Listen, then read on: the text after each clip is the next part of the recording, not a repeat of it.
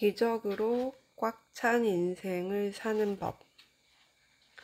한 생각을 놓치지 않도록 해보십시오. 맑은 날이든 궂은 날이든 길이 말라있든 젖어있든 한 생각을 유지하는 거예요. 그러나 기계처럼 그냥 반복만 하지 않도록 하세요. 기계적인 생각은 마음 챙김의 반대입니다. 마을로 가는 오솔길을 따라 걷는 동안 진정으로 그렇게 하고 있음을 마음 챙김하면 떼어놓는 발걸음 하나하나가 그대로 끝없이 경이로울 것이며 한 송이 꽃 같은 기쁨이 우리 가슴을 열어 우리가 세상의 참 모습을 만나도록 이끌 것입니다. 사람들은 흔히 물 위를 걷거나 공중을 걸으면 기적이라고 생각합니다. 그러나 내 생각에는 물이나 공중을 걷는 게 기적이 아니라 땅 위를 걷는 게 기적이에요. 날마다 우리는 미처 깨닫지 못한 채 기적을 겪고 있는 겁니다. 파란 하늘, 흰 구름, 푸른 잎사귀, 호기심에 찬 어린아이의 검은 눈동자, 우리 자신의 두 눈, 이 모두가 기적이지요.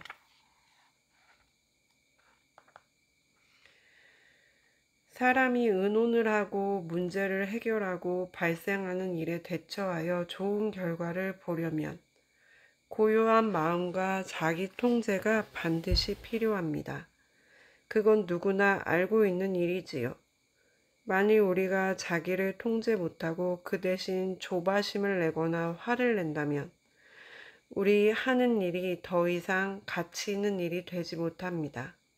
마음 챙김은 곧 기적이에요. 그것으로 우리는 자기를 제어하고 회복하지요. 마음 챙김이 우리를 살려주는 겁니다. 호흡은 우리를 산만함에서 지켜주는 자연스럽고 매우 효과적인 도구예요. 그러니 그대는 마음 챙김을 유지하기 위해 숨 쉬는 법을 알아야 합니다. 호흡은 삶을 의식에, 몸을 생각에 연결지어주는 다리지요. 마음이 흩어질 때마다 그 마음을 다시 붙잡는 수단으로 호흡을 사용하십시오. 자기가 지금 숨을 깊이 들이쉬고 있다는 사실을 알아차리면서 편안하게 숨을 들이쉬세요. 이제 자기가 숨을 내쉬고 있다는 사실을 알아차리면서 폐 안에 있는 숨을 죄다 내쉬세요. 염처경에서는 다음과 같은 방법으로 숨을 쉬라고 가르치지요. 숨을 들이쉬면서 마음 챙김하고 숨을 내쉬면서 마음 챙김하라. 숨을 길게 들이쉬면서 나는 숨을 길게 들이쉬고 있다고 알아차린다. 숨을 길게 내쉬면서 나는 숨을 길게 내쉬고 있다고 알아차린다. 집중력은 마음챙김 수행을 하면 생겨나는 힘입니다. 집중력은 큰 깨달음을 얻는 데 도움이 되지요. 한 노동자가 자기 호흡을 붙들고 있을 때 그는 벌써 깨달은 사람이 되는 거예요. 오랜 기간 동안 마음챙김 상태를 유지하려면 자기 호흡 지켜보기를 계속해야 합니다. 모든 행동이 의식이다.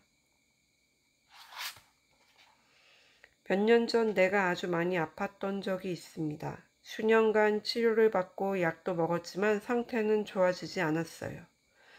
그래서 나는 호흡 명상으로 돌아갔지요. 고맙게도 호흡 명상으로 치료할 수 있었습니다. 호흡은 하나의 도구예요. 호흡 자체가 마음 챙김입니다. 호흡을 도구로 사용하면 큰 혜택을 입을 수 있어요. 그러나 그것 자체를 목적으로 삼아서는 안 됩니다. 그 모든 혜택은 다만 마음 챙김 수행을 실천함으로써 얻는 부산물에 지나지 않습니다. 따로 앉아서 명상을 하거나 경전을 읽거나 기도를 하는 1시간만 그럴 게 아니라 하루 24시간 늘 마음 챙김하며 살도록 하십시오. 행동 하나하나를 모두 깨어있는 마음으로 해야 합니다. 모든 행동이 그대로 하나의 의식이요, 예식이에요. 찻잔을 입에 가져가는 것도 의식입니다. 의식이라는 말이 너무 무겁게 여겨집니까?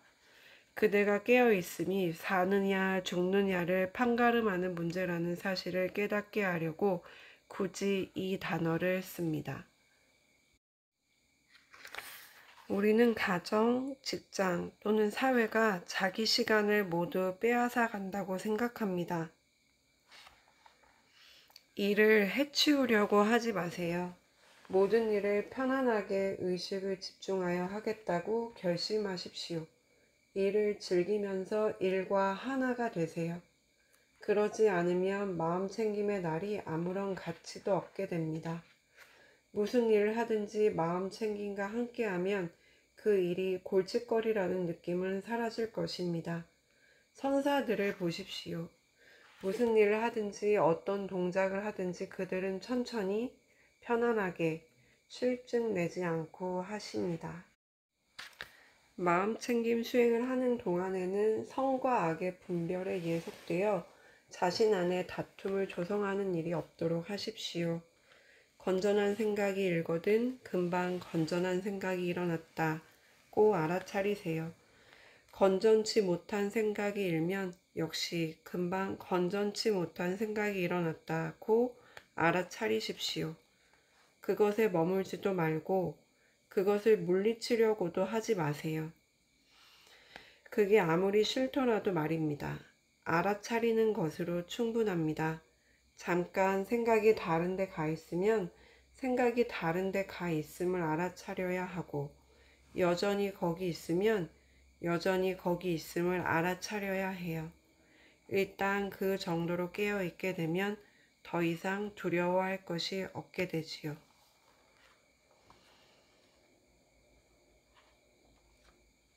내가 살기 위해서는 남의 생명이 파멸되어야 한다는 그릇된 생각에 더 이상 속지 마십시오.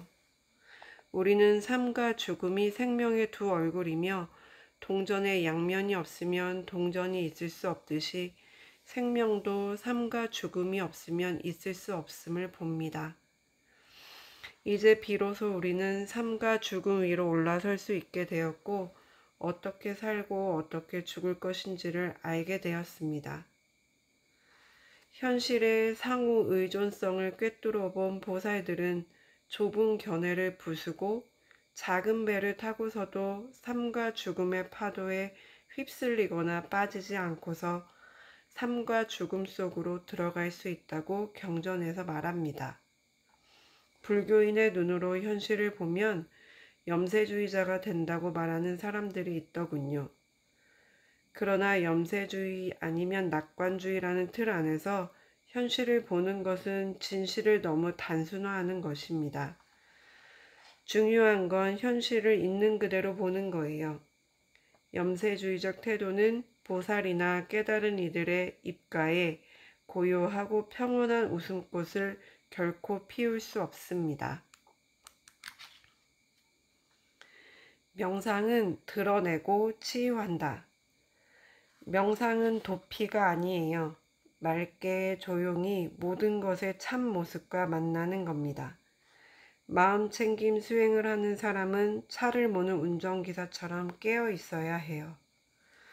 수행자가 만일 깨어 있지 않으면 졸면서 운전하는 사람이 큰 사고를 내듯이 산만함과 망각에 사로잡힐 것입니다.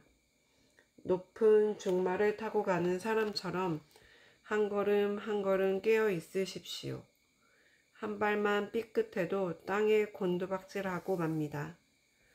무기 하나 없이 적진 속을 걸어가는 중세기 기사처럼 되세요. 의젓하게 흔들리지 않는 발걸음으로 천천히 걸어가는 사자처럼 되십시오. 이런 경계심을 놓지 않아야만 그대는 온전히 깨어 있을 수 있습니다. 초보 수행자들에게 나는 순수 인식의 방법을 권합니다. 아무 분별 없이 인식하는 방법이지요.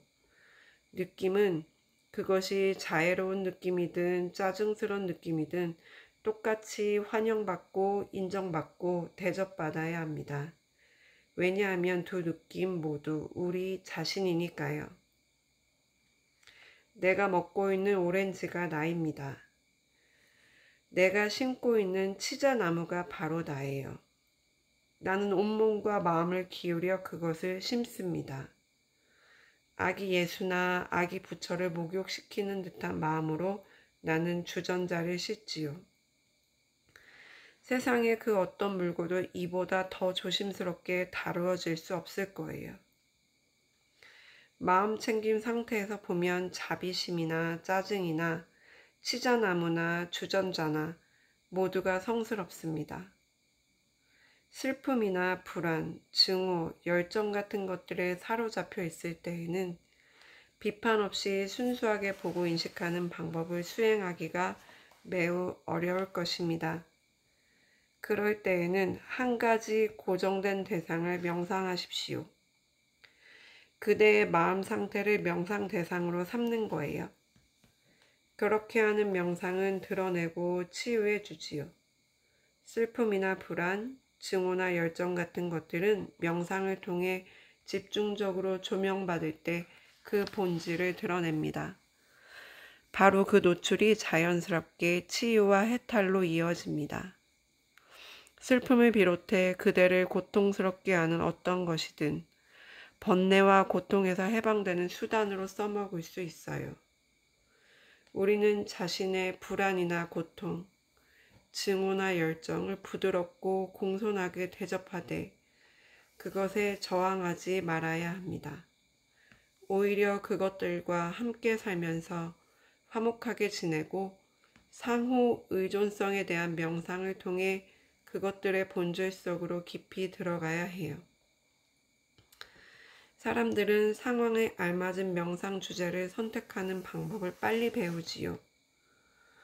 상호 의존성, 자비, 자아, 공, 무집착 같은 것들이 모두 드러내고 치유하는 힘을 지닌 명상의 주제가 될 수 있습니다.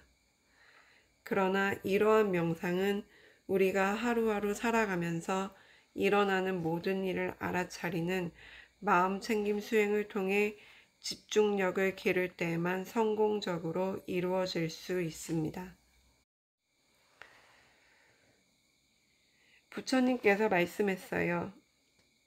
옛날 고개사 한 쌍이 있었다. 스승은 가난한 호랍이었고 제자는 메다라는 이름의 계집애였다. 두 고개사는 먹고 살기 위해 거리에서 재주를 부렸는데 스승이 긴 대나무 장대를 이마에 얹어 세우면 계집애가 천천히 그 장대 위로 기어 올라갔다. 이렇게 계집애가 장대 위에 서 있는 동안 스승은 그 상태로 걸어 다녔다. 두 사람은 완벽한 균형을 유지하여 어떤 사고도 일어나지 않게 하기 위해서 몸과 마음을 모두 집중해야만 했다. 하루는 스승이 제자에게 말했다. 메다야, 잘 들어라. 나는 너를 지켜볼 테니 너는 나를 지켜보거라. 그래야 서로 도와 균형을 유지해서 사고를 막을 수 있을 것이다. 그러나 계집애의 대답은 이랬다. 스승님, 제 생각에는 우리가 각자 자기 자신을 지켜보는 것이 더 낫다고 봅니다. 자신을 돌보는 것이 우리 둘을 돌보는 것이니까요. 그렇게 해야지만 우리는 사고를 피할 수 있고 먹을 것도 넉넉히 벌 수 있을 겁니다. 이어서 부처님은 말씀하셨지요. 아이가 옳게 말했다. 평화봉사단에서도 우리는 같은 원리를 따라야 합니다. 주변에 있는 사람들이 최선을 다하지 않는다고 걱정하지 마십시오. 그대 자신을 어떻게 가치 있는 존재로 만들까? 그것만 걱정하세요. 그대가 최선을 다하는 것이야말로 주변 사람들 각자가 최선을 다하도록 일깨워주는 가장 확실한 길입니다. 여기까지 틱낙한 명상이라는 책을 발췌 요약하며 소개해 보았습니다. 즐겁게 사람들하고 어울려서 좋은 감정을 느끼고 신이 날 때도 좋지만 가끔은 혼자 고요하게 명상을 하고 싶을 때가 있는데 그럴 때 찾아 읽으면 좋은 책이에요. 굉장히 쉬운 단어와 간결한 에피소드로 명상할 수 있는 방법들을 소개하고 있습니다. 특히 명상은 그냥 생각을 회피하는 도피가 아니라 그 참 모습을 만나기 위해서 본질을 탐구하고 안 좋은 감정이든 좋은 감정이든 행복한 느낌이든 짜증스러운 느낌이든 똑같이 환영하고 인정하고 바라보아야 된다라는 부분이 좋았어요. 특히 슬픔이나 불안, 두려움, 증오 아니면 너무 지나친 열정 같은 감정에 사로잡혀 있을 때 뭔가 순수하게 보고 똑바로 인식할 수 없는데 그 감정들, 그 마음 상태를 대상으로 명상을 해라. 그러면 어떤 번뇌와 고통에서도 해방될 수 있고 그것을 도구로 삼아서 자신의 명상이 깊어질 것이다 라고 말하는 부분이 좋았습니다. 다른 책에서 명상에 대해서 이야기할 때 우리가 요가 아사나가 몸의 자세를 스스로 취할 수 있게 되는 것처럼 명상은 스스로 본인의 마음의 자세를 취할 수 있는, 만들어 갈 수 있는 힘을 길러준다 라는 부분이 생각이 나는데요. 자기 스스로 자기의 마음의 자세, 그 모양을 결정 지을 수 있는 힘이 생긴다면 정말 좋을 것 같습니다. 그러기 위해서 제가 취하는 방법은 여기 틴나칸 스님이 말씀하신 것처럼 우선 아무 분별 없이 감정을 그대로 보려고 하고 그 다음에는 그 감정이 내가 아님을, 내가 그 감정 자체가 아니고 나는 그것을 넘어서는 훨씬 더 전체적이고 복합적인 한 자아임을 자꾸 떠올리려고 하는 거예요. 이러한 방법들도 지금 이 책을 저와 함께 들으신 분들께 도움이 됐으면 좋겠습니다. 들어주셔서 감사합니다.